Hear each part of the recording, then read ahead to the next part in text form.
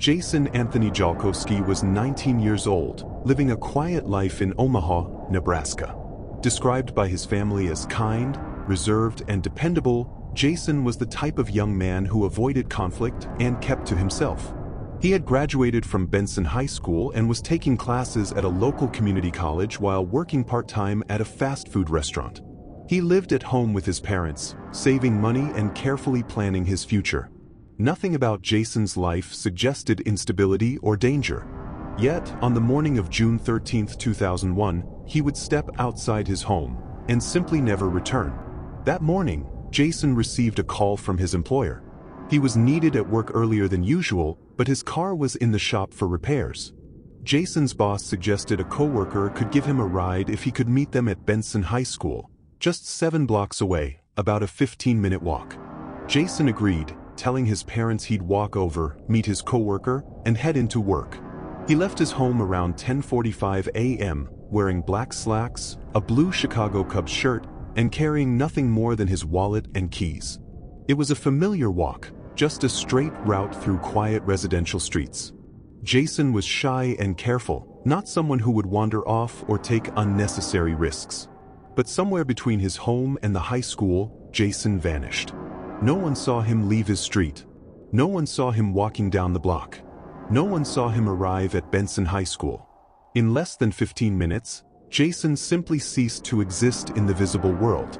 Jason never made it to his coworker. By noon, concern grew. His family tried calling, but there was no answer. Hours turned into panic. His parents called police, but the initial response was slow.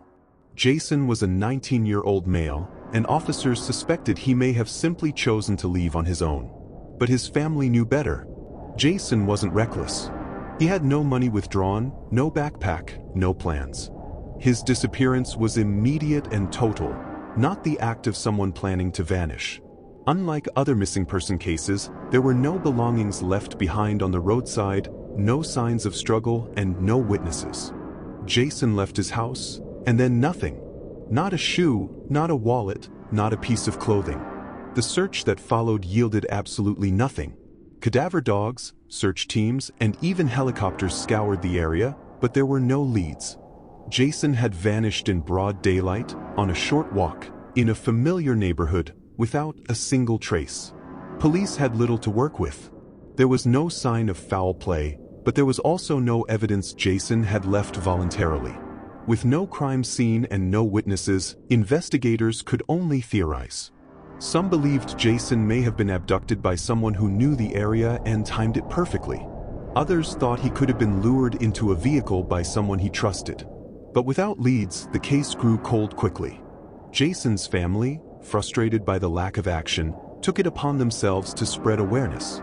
Over the years, theories swirled. Could Jason have been kidnapped in a crime of opportunity? Did he cross paths with someone dangerous on that short walk? Or could he have chosen to start a new life, as investigators initially hinted? His family rejected that last theory. Jason had no history of instability and had left everything he valued behind.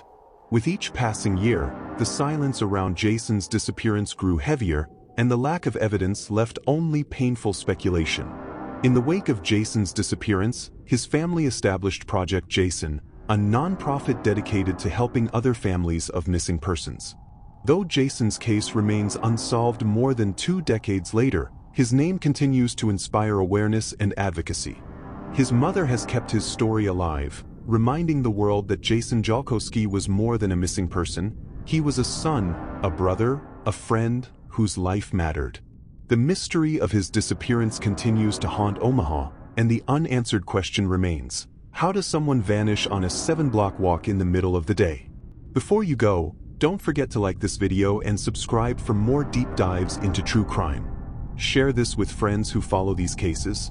The more awareness, the closer we get to answers.